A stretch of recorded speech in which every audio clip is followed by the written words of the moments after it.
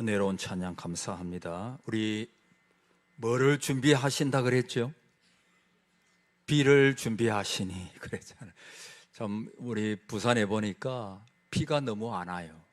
그래서 얼마나 더운지 특별히 우리 양산은 우리 양산에 우리 김 집사님, 김재원 집사님하고 사시는데 41점 몇 도가 돼가지고 얼마나 더운지 모릅니다. 하나님께서 비를 주실 줄 믿습니다.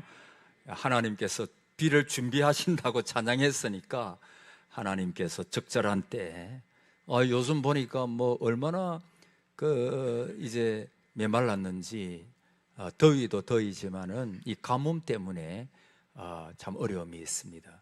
특별히 이 무더운 여름에 성도 여러분 하나님께서 더욱 영육간에 여러분 강건하게 여름을 잘 지나게 하실 줄을 믿습니다. 여러분 시골에 가면은 가수원이 많이 있죠.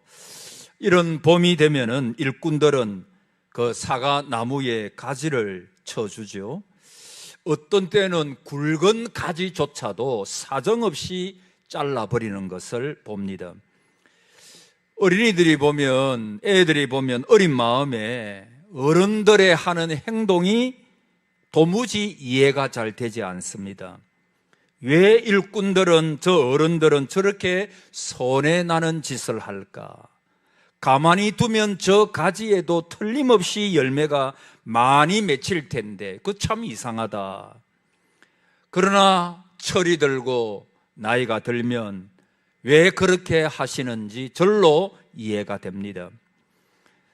많은 일하는 분들이 사과나무에 그 가지를 잘라내는 것은 나무를 미워해서가 아니지요. 그 불필요한 가지를 잘라주어야 사과나무가 더욱더 온전히 자랄 수 있기 때문입니다. 마찬가지입니다. 우리가 살다 보면 때로는 털을 깎는 듯한 아픔이 있을 수가 있습니다. 가지를 잘라내는 듯한 아픔도 있을 수 있습니다. 그것이 바로 환난이요, 고난이요, 고통입니다. 그러나 우리가 기억해야 할 것은 우리가 미워서 하나님께서 우리에게 환난을 허락해 주시는 것이 아니다라고 하는 것입니다. 환난 속에서도 하나님의 사랑은 변함이 없습니다. 하나님의 본심은 저와 여러분의 환경이나 지금의 상황이 어떠하든지 간에, 전에 시편 23편을 보았습니다마는 우리가 푸른 풀밭으로 가든지 아니면 사망의 음침한 골짜기로 다닐지라도 하나님의 본심, 하나님께서 성도들에게 원하시는 것, 그 하나님의 마음은 평안이요, 여러분이 행복한 것이요, 여러분이 잘 되는 것이라고 말할 수가 있습니다. 하나님의 사랑은 변함이 없습니다. 우리가 환난을 당할 때에도 하나님께서 나를 사랑하신다라고 하는 그 사랑에 대한 확신이 있기만 한다면 우리는 얼마든지 환난 속에서 기뻐하고 즐거워하고 감사할 수가 있습니다. 사도 바울이 오늘 읽은 이 본문에서 저와 여러분에게 주시는 말씀이 바로 그것입니다. 오늘 우리에게 첫 번째로 주시는 말씀, 오늘은 한 가지만 생각해 보겠습니다. 한번 따라해 보십시오. 소망이 우리를 부끄럽게 하지 아니함은, 소망이 저와 여러분을 부끄럽게 하지 아니한대요. 소망은 우리를 절대로 부끄럽게 하지 않아요. 저와 여러분이 가지고 있는 소망, 그 참된 소망, 살아있는 소망은 결코 우리를 부끄럽게 하지 않는다. 다시 말하면 우리를 실망시키지 아니하신다라고 하는 것입니다. 왜냐하면 하나님이 그 소망을 이루어 주시기 때문입니다. 전에도 말씀드렸죠. 너희는 낙심하지 말라. 하나님을 믿으니 또 나를 믿어라. 그렇게 말씀하고 있지요. 우리 기독교인의 모든 소망의 근거, 구원의 근거, 기쁨의 근거가 뭐죠? 하나님을 믿으니, 여러분, 하나님이 살아계신다는 거예요. 그 살아계신 하나님께서 소망을 이루어 주시기 때문에 우리는 부끄러움을 당하지 아니할 것이다 라고 말씀하고 있습니다. 여러분, 소망에는 두 종류가 있죠. 하나는 헛된 소망이에요. 썩어질 세상에 두는 소망이 있습니다. 그것은 한마디로 말하면 신기루와 같은 거예요. 어떤 사람이 사막을 지나고 있습니다. 물이 다 떨어졌습니다. 목이 너무 갈합니다. 그런데 멀리 쳐다보니까 오아시스가 보입니다. 길을 서고 그곳을 향해서 달려갑니다. 그런데 놀랍게도 거기에 도착을 해보니까 오아시스가 어디로 가버렸는지 흔적도 없이 사라져버리고 말았습니다. 왜 그렇습니까? 신기루였기 때문입니다. 너무나 그 사람이 낙심이 되었을 것입니다. 없는데도 있는 것처럼 생각하고 가짜를 진짜처럼 생각하고 달려온 자신의 모습이 얼마나 허탈하고 부끄럽겠습니까? 성경에 어떤 사람이 우리가 잘 알죠. 농사를 지었습니다. 그리고 큰 풍년을 이루었습니다. 그래서 곡간을 새로 짓고 그 속에 곡식을 가득 채웠어요. 그러면서 자기에게 그렇게 말합니다. 내 영혼아, 이제는 평안히 쉬면서 먹고 마시고 즐기자. 요즘 말로 하면 어떤 사람이 사업을 했습니다. 돈을 많이 벌었습니다. 건물주가 되었습니다. 은행에 돈을 많이 저축을 했습니다. 이제 이것만 해도 내가 일평생 먹고 마시고 편안히 살 수가 있겠지. 그런데 그 부자를 향해서 하나님은 우리 잘 아는 대로 이렇게 말씀을 하고 있지요. 어리석은 자여, 오늘 밤에 내 영혼을 도로 찾으리니 그러면 너 예비한 것이 누구의 것이 되겠느냐. 여러분, 돈은 나쁜 게 아닙니다. 여러분이 노후를 잘 준비하십시오. 또 여러분이 직장에 나아가셔가지고 열심히 일하셔서 이제 월급을 받고 돈이 있어야 우리가 살아갈 수가 있죠. 그러나 여러분, 돈은 모으면 모을수록 거기에 빠져버리게 하는 어떤 특징이 있습니다. 그리고 나에게 일단 들어온 그 돈은 영원히 나에게서 떠나지 않을 것처럼 착각하게 만듭니다. 그래서 돈에 속는 사람이 많습니다. 보람되게 서지를 못합니다. 여러분, 사업에 소망을 두고 살아가는 사람, 근데 여러분, 저는 그런 분을 많이 봤습니다. 그 사업이 망할 때 완전히 인생이 무너져 내려버리는, 그 사람은 온전히 어리석은 부자처럼 그 물질에 대하여 자기의 소망을 거기에 온전히 둔 것입니다. 돈은 나쁜 것은 아닙니다. 중성입니다. 그러나 여러분, 그 돈을 섬기는 끝까지 나가. 그 돈이 우상이 되어버린 것입니다. 그래서 돈을 위하여 살다가 그 사업이 잘 될 때는 성공한 사람처럼 그렇게 교만하다가 그 사업이 망하여질 때 인생이 온전히 다 망가져버리는 그런 분들을 저는 많이 보아왔습니다. 그것은 권력도 마찬가지고 세상에 소망을 두고 살아가는 사람은 다 사실은 신기루를 쫓는 것과 같습니다. 한마디로 말하면 부끄러움을 당할 것입니다. 그러나 오늘 본문에 보면 또 다른 종류의 소망이 있습니다. 그것은 참된 소망이고 주님에게 두는 소망입니다. 이 몸의 소망 무언가 주 예수뿐일세. 우리 주 예수밖에는 믿으리 아주 없도다. 굳건한 반석이시니 그 위에 내가 서리라. 그 위에 내가 서리라. 여러분, 예수 그리스도에게 소망을 두고 살아가는 사람에게는 한마디로 부끄러움을 당하지 아니하리라. 낙심하지 않는다. 왜냐하면 주님께서 그 소망을 이루어 주시기 때문입니다. 사랑하는 성도 여러분, 서대반 집사님은 우리가 몇 번 제가 말씀드렸죠. 그 순교를 당할 그때 사람들이 돌을 던집니다. 굵은 돌을 던질 것입니다. 그는 그 돌에 맞아가지고 그야말로 피투성이가 되었을 것입니다. 그러나 그는 그때 하늘을 쳐다봅니다. 그리고 하나님의 보좌 우편에 앉아 계시던 예수님께서 그 자리에 일어나셔서 서 계신 것을 보았습니다. 한마디로 말하면 그 서대반 집사님은 소망의 주님을 바라보았습니다. 하나님의 나라를 바라보았습니다. 여러분, 시편 39편에 보면 다윗이 그 시편을 기록했는데요, 거기에 주제가 뭐냐 하면 인생은 정말 아무것도 아니구나, 뭔가 인생에 있는 것 같으나 없는 것이나 다름없구나, 그것이 시편 39편이에요. 이것을 다윗은 느꼈습니다. 다윗은 이렇게 생각했습니다. 내 손에 있는 재물, 내가 왕으로서 쌓아놓았던 모든 보물들, 이것이 사실 내 손 안에 있지만 언제 떠날지 모르는 것들이구나 하는 것을 그는 깨달았습니다. 여러분, 인생을 오래 산다는 것이 뭡니까? 저도 조금 살아보니까 여러분, 젊음, 청춘, 그것이 영원히 되는 것이 아니에요. 오늘 여기 젊은 분들 꼭 기억하십시오. 인생은 여러분 잘 와닿지 않을지 몰라도 인생은 얼마나 빠른지 살같이 빠르. 저도 20대, 30대 젊을 때가 있었는데 여러분, 이것이 얼마나 빨리 지나가는지요. 내 손에 내가 그런 것들을, 젊음, 성공, 재물, 관계, 모든 좋은 것을 내가 잡은 것 같지만 이것이 내 손에서 너무나 쉽게 떠나버렸다는 것입니다. 언제 떠날지 모르는 것들이다는 거예요.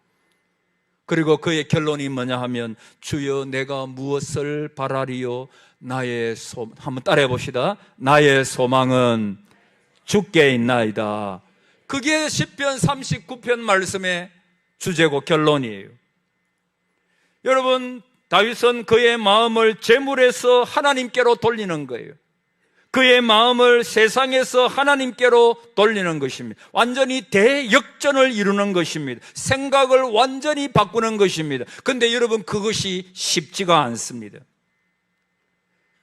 다윗은 시편 39편을 쓸 때 그의 나이가 꽤 들었습니다. 보통 신학자들은 그가 아마 50대 말에서 60대 정도가 아니었겠나 그렇게 봅니다. 그리고 그때 그의 몸에 병이 들었습니다. 마지막 절에 보면 나의 건강을 회복시키소서, 그렇게 끝나거든요. 그러니까 그가 나이가 꽤 들었고 그의 몸에는 병이 들었습니다. 병을 앓는 그 다윗을 보고 문제는 기뻐하는 사람들이 있었습니다. 다윗을 은근히 질투하고 시기하고. 여러분 꼭 기억하십시오. 세상은 여러분이 잘 되는 거 그렇게 좋아하지 않아요. 믿지 않는 사람들, 세상에 여러분들이 자랑할 거 그렇게 없어요. 여러분들 성도는 여러분의 자랑을 기뻐해 줄 수는 있지만 세상은 여러분이 잘 되는 거 사실 시기하고 질투하고, 형제들 간에도 그런 것들이 얼마나 많이 있는 것을 보았습니다. 얼마든지 칭찬해주고 잘 되었다고 이야기해 줄 수 있는 것도 은근히 멸시하고 시기하고 질투하고, 그런 경우가 너무나 많이 있죠. 그러니까 다윗은 지금 중병을 앓고 있는 것 같습니다. 그래서 자기가 병 앓는 그것을 보고 주위에 있던 사람들이 막 기뻐하는 것을 보았습니다. 그가 성군이었지요. 하나님을 잘 섬기고 백성들에게 좋은 왕이었습니다. 바르게 살려고 하는 사람에게 정적이 많습니다. 그래서 세상이 더러운 거예요. 이 적들이 볼 때 어떤 생각을 가집니까? 저 다윗이 이제 끝났다, 저 다윗이 어떻게 이제 일어나겠는가 하면서 이 말 저 말 하면서 막 비웃는 소리가 다윗의 귀에 들립니다. 입만 열면 다윗 입장에서는 꾹 자기가 참고 있지만 원망이 쏟아 나올 것 같습니다. 자기를 원망하고 시기하고 질투하는 사람을 보면서 막 저주의 말을 자기도 해주고 싶은 마음이 목까지 올라온 것입니다. 그러나 그는 입을 다물고 있습니다. 그러나 속으로는 내가 왜 이런 모습이 되었지? 라고 하면서 마음의 심이 불편한 상태입니다. 이 상태에서 자신의 인생을 다시 돌아보았습니다. 결론이 뭐냐 하면 세상은 의지할 것이 못 된다. 오늘 저의 설교의 본론 결론도 바로 이것입니다. 세상은 의지할 것이 못 된다는 것입니다. 그래서 다윗이 깨달은 게 뭐냐 하면 짧은 인생에 소망을 두지 말고 영원하신 하나님께 소망을 두고 살아야 되겠다. 그것이 다윗이 고백하고 있는 것입니다. 시편 39편 5절에 주께서 나의 날을 한 뼘 길이만큼 되게 하시며 나의 일생이 주 앞에는 없는 것 같사오니 사람은 그가 든든히 서 있는 때에도 진실로 모두가 헛사뿐이니이다. 여러분, 이 말씀에 설명이 필요합니까? 읽으면 그 의미가 뭔지 확 그냥 다가오는 것입니다. 다윗이 자기의 살아온 인생을 인생 말년에 뒤돌아보니까 한 뼘 길이만큼 된다. 여러분, 옛날 그 당시에 이 한 뼘 이것이 가장 작은 그 길이를 재는 거였어요. 그러니까 자기의 인생을 돌아보았습니다. 저도 이 말씀을 보면서 다윗과 비슷한 나이 아니, 다윗이 그때 50대 말에서 60대 정도 되었으니까 저의 인생을 가만히 돌아보았습니다. 어쩌면 긴 인생을 살아온 것 같았습니다만은, 그러나 이 말씀 앞에 한 뼘 길이만 한 뼘밖에 되지 아니한다. 한 뼘. 여러분, 여기에 연세 드신 분들도 그렇게 생각이 되지 않아요? 여러분, 한 번씩 여러분 잠자리에 누우면서 여러분의 인생을 되돌아보지 않습니까? 특별히 연말이 되든지 생일이 되든지 아니면 월말이 되고 이러면 나의 걸어온 인생. 여러분, 사람이 병들고 어려우면 왜 좋은지 아십니까? 고통스럽지만 자기의 인생을 되돌아볼 수 있다는 것입니다. 새벽에도 말씀드렸지만 신앙이 뭐냐 하면 중심이동이라고 그랬습니다. 열심히 살았어요. 별로 어려움이 없었습니다. 그러나 갑자기 어떤 환난이나 어려움이 사람에게는 다 있을 수 있거든요. 그런데 그것이 좀 빨리 병이 났든지 빨리 어려움이 해결되든지 뭔가 좀 하나님께서 조치를 취해 주시면 좋겠는데, 근데 의외로 이것이 오래 간단 말이에요. 그럴 때마다 우리는 하나님 앞에서 무엇을 깨닫습니까? 내가 원하는 대로 인생이 이루어지는 게 아니구나. 이런 것을 깨달아요. 그래서 하나님을 더욱 의지하게 되는 거죠. 그것이 고난의 유익입니다. 전에는 세상 것도 좀 보였습니다. 내가 건강하니까 뭔가를 할 수 있습니다. 내가 약해지는 거 상상도 하지 않았습니다. 그런데 어떤 순간에 내 건강을 잃어버렸어요. 옛날처럼 잘 회복이 안 돼요. 아니면 그것이 재물일 수도 있고, 그것이 관계일 수도 있고, 그것이 여러분의 각자에 따라서 달라요. 그러나 여러분, 그때 우리 그리스도인들은 중심이 나에서 내 자아, 내 경험, 거기서 하나님께로 옮겨지는 것입니다. 그래서 나는 죽고 예수로 사는 인생으로 점점 변해져 가는 것입니다. 여러분, 다윗은 인생을 되돌아보니 한 뼘 길이만큼, 그런데 이 한 뼘에도 안 들어오는 것이 인생이구나 하고 생각하니까 다윗은 어처구니가 없습니다. 다윗이 병상에서 세상스럽게 이것을 직감합니다. 왕이 되어서 천하를 호령하면서 산 것 같았는데 지나고 나니까 한 뼘과 같구나. 그리고 나의 인생이 이제 얼마 남지 않은 것 같는데 이것은 한 뼘이구나. 아니, 더 나아가서 없는 것과 같구나. 이것을 다윗은 직시합니다. 그래서 여러분, 여기저기 시편을 많이 보십시오. 특별히 다윗의 시편을 보면은 그런 내용이 굉장히 많이 나옵니다. 72여 강건하면 81호되 연수의 자랑은 수고와 슬픔뿐이니이다. 그래서 여러분, 72여 강건하면 80이에요. 그런데 그것도 자랑할 것 없고 수고와 슬픔뿐이다. 날아가는 것이 인생이다라고 고백하고 있습니다. 시편에서는 인생을 뭐라고 말합니까? 풀과 같고. 한번 따라해 보세요. 풀과 같고 꽃과 같고. 여러분, 저는 농촌 출신이기 때문에 잘하면 여러분도 잘 아시겠죠. 그 산에나 아니면 들판에 나아가면 들풀이 많이 있습니다. 꽃이 있습니다. 근데 언젠가 그 꽃이 아름답게 피었는데 조금 있다가 며칠 있다가 나가보면 꽃이 지고 없어요. 들풀도 마찬가지입니다. 이것이 인생입니다. 그리고 또 시편에 보면 우리 인생을 가리켜서 바람이라고 말합니다. 바람.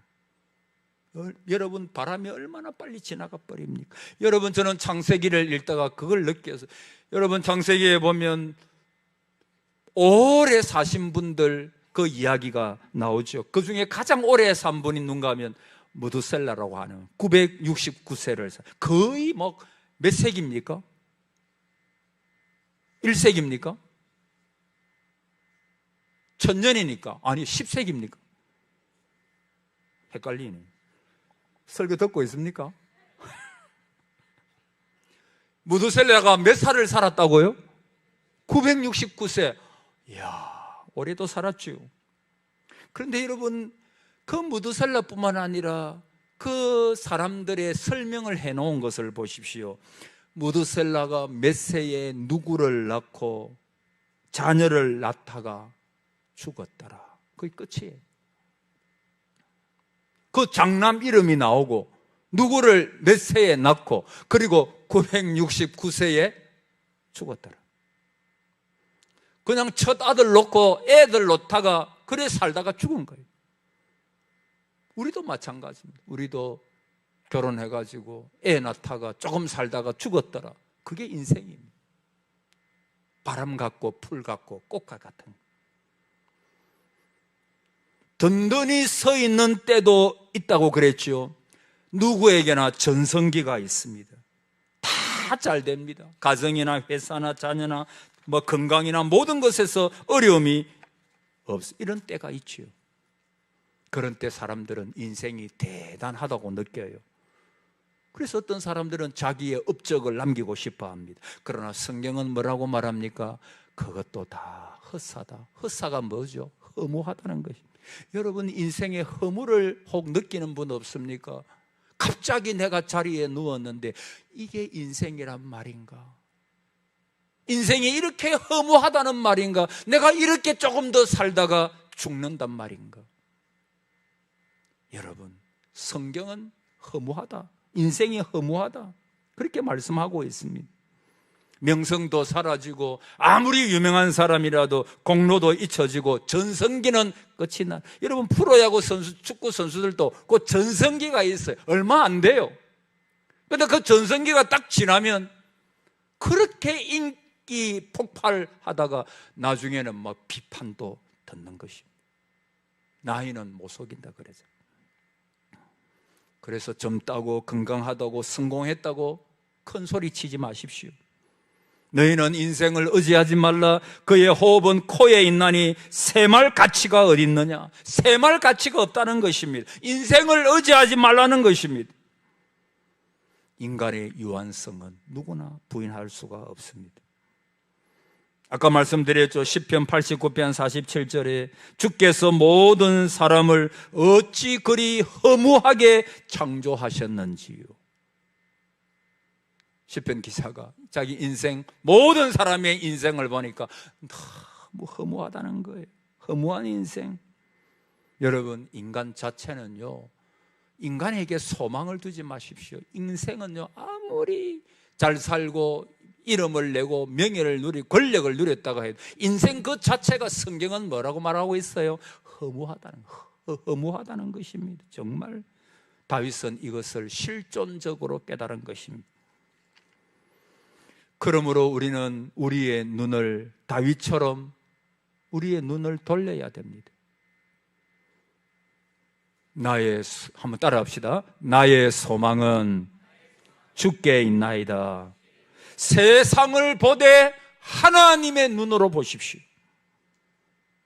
주 안에서 내 모든 인생을 해석하기를 원합니다. 그리스도 안에서 내가 부족하지만 평범하게, 그러나 신앙으로 그리스도 안에서 살다가 마치기를 원합니다. 옮겨져야 됩니다. 헛된 세상에 소망을 두지 마십시오. 여러분, 살면 살수록 느끼지 않습니까? 영원하신 하나님께 소망을 두십시오.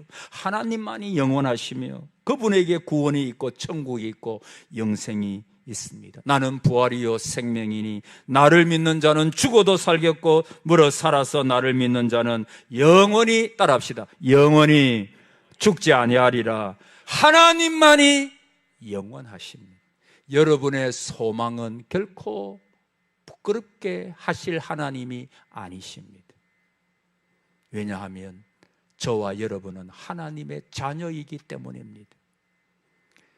김용희 선교사님이라고 있습니다. 전에 제가 몇 번 이야기했죠. 이분은 순회 선교단의 단장님인데, 이분은 목사님도 아니고 그냥 선교사님이에요. 이분이 한평생을 주님 위해서 헌신한 분입니다. 그리고 이분은 애를 5명을 낳았는데 2남 3녀를 낳았어요. 근데 애 낳자마자 그냥 하나님 앞에 애들한테 물어보도 안 하고 그냥 하나님께 그냥 드려버리는 거예요. 그래서 첫째 아들 이름이 충성입니다. 둘째, 셋째, 넷째가 여자 딸이고 마지막 애가 이름이 성교입니다. 너는 성교하다가 열심히 살다가 하나님께 가라. 성교. 그래서 김성교 선교사로 유튜브 이런 데 보면 많이 나와요. 그런데 이 해외 선교단이라고 하는 것이 그 촌에다가 폐교 있잖아요. 폐교 그것을 싸게 사가지고 그것을 그냥 리모델링 해가지고 거기서 김용희 선교사님 가족만 사는 것이 아니고 해외 순회 선교단 사람들이 같이 사는 공동체 생활을 하는 거예요.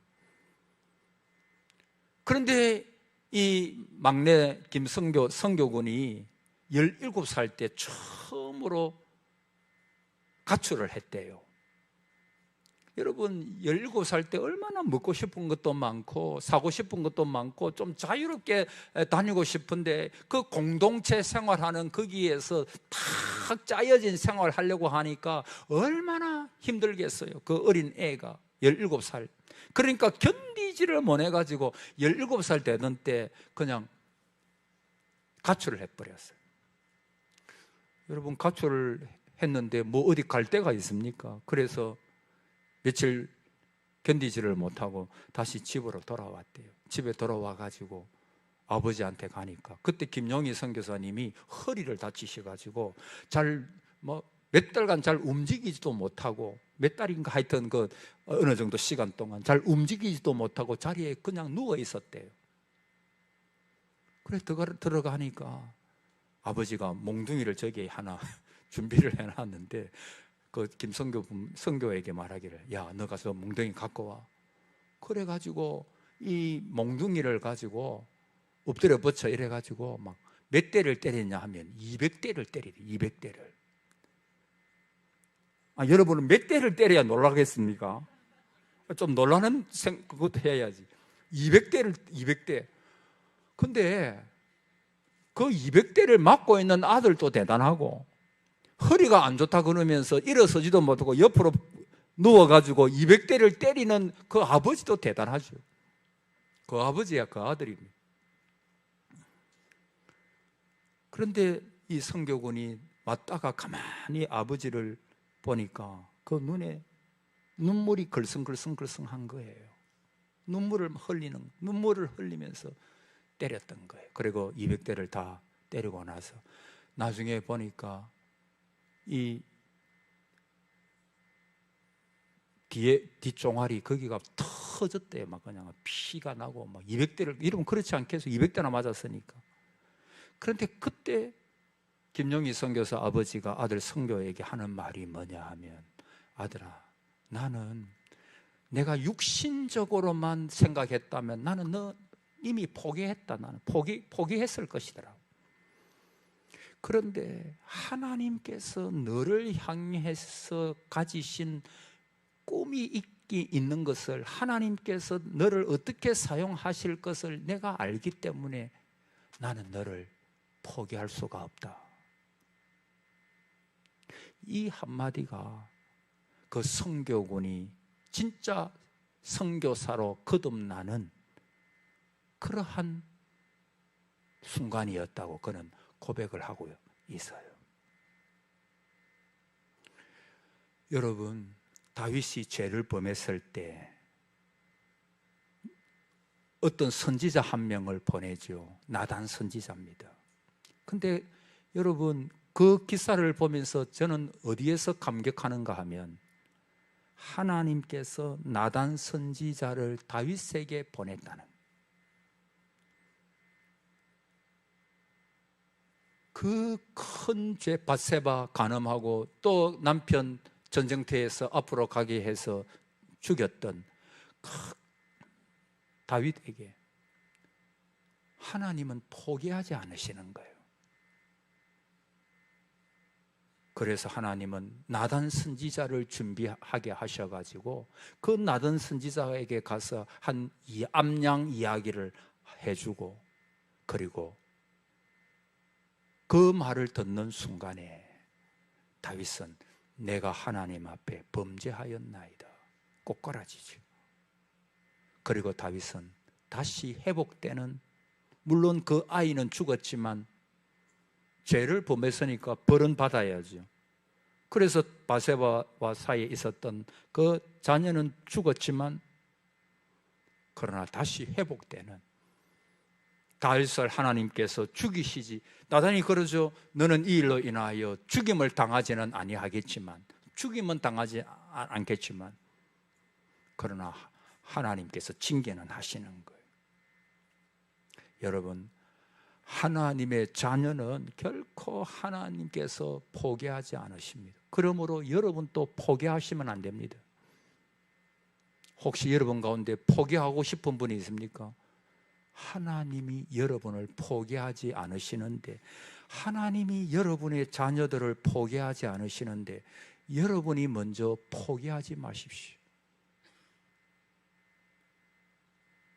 하나님께 소망을 두고 하나님께 기도하고 하나님을 의지할 때 하나님은 절대로 저와 여러분을 부끄럽게 하지 않으신다, 그렇게 말씀하고 있습니다.